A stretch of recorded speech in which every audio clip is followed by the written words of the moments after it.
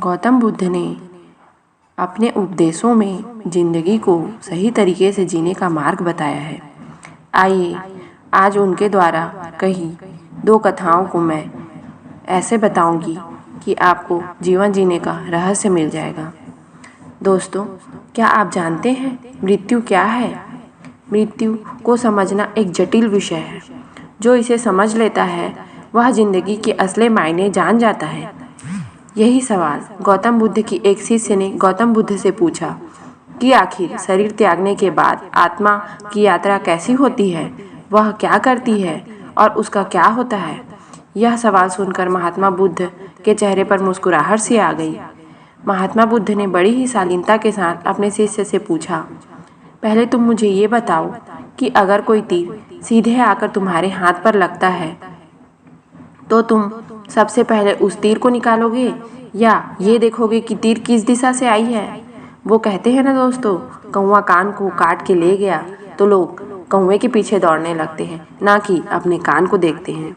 तो उसी प्रकार शिष्य ने उसका उत्तर दिया कि निश्चित रूप से मैं सबसे पहले उस तीर को निकालूंगा, नहीं तो वह मेरे पूरे शरीर को जहर से भर देगा। इस जवाब को सुनते ही महात्मा बुद्ध ने कहा, बिल्कुल सही।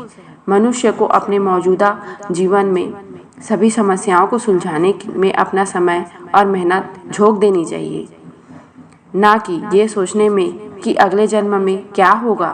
महात्मा बुद्ध कभी पुनर्जन्म में विश्वास नहीं करते थे और ना ही आने वाले जन्म को लेकर चिंतित रहते थे। वह आज की बात है और आज की ही बात करते हैं और उन्होंने अपने शिष्यों को भी वर्तमान में ही जीने की सलाह दी। तो दोस्तों, जितने भी संत हुए, महान ज्ञानी हुए, हमेशा वर्तमान में जीते हैं, ना कि भूतकाल और भविष्यकाल की चिंता करते हैं। तो दोस्तों, हमें कभी भी अपने भूतकाल और भविष्यकाल की चिंता तो बिल्कुल भी नहीं करनी चाहिए। वर्तमान की खुशी ही सबसे बड़ी खुशी है। मृत्यु तो हमारे जीवन की एक अंतिम सत्य है जिसे हर इंसान को पूरा करना ही है, तो इसमें कैसी चिंता। तो दोस्तों, आइए एक और मैं कहानी सुनाती हूँ। एक बार भगवान बुद्ध वृक्ष के नीचे बैठकर ध्यान कर रहे थे। इतने में ही कुछ बच्चे वहां खेलते हुए पहुंचे और जिस पेड़ के नीचे भगवान बुद्ध ध्यान में लीन थे, उस पेड़ के ऊपर पत्थर बरसने लगे ताकि आम वृक्ष के नीचे से गिर जाए। तभी एक पत्थर महात्मा बुद्ध के सिर पर जा टकराया और महात्मा बुद्ध के सिर से टकराते हुए ही उनके सिर से बहुत खून निकलने लगा। लेकिन इस घटना के बाद महात्मा बुद्ध की प्रतिक्रिया और भी ज्यादा हैरान कर देने वाली थी। महात्मा बुद्ध रो रहे थे। उन्होंने बच्चों से कहा कि तुमने इस वृक्ष को पत्थर मारा, उसने तुम्हें फल दिया, लेकिन जब यह पत्थर मुझे लगा तो सिवाय डर और भय के मैं तुम्हें कुछ नहीं दे सका।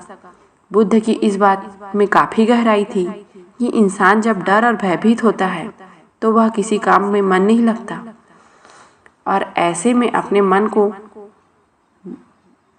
डर से बाहर निकालने के लिए हमें आगे बढ़ना चाहिए। तो दोस्तों, कभी भी हमारे मन में डर रहता है, भय रहता है, तो उसे हमें बाहर निकालना चाहिए। इससे हमें खुशहाल जिंदगी जी सकते हैं। इस प्रकार जिंदगी के उपदेश ऐसे महात्मा बुद्ध हमेशा देते ही रहते थे। तो फिर मिलते हैं दोस्तों एक नई कहानी के साथ, एक नई शुरुआत। धन्यवाद दोस्तों। अगर आपको मेरी कहानी पसंद आई होगी तो मेरे चैनल को लाइक करें, सब्सक्राइब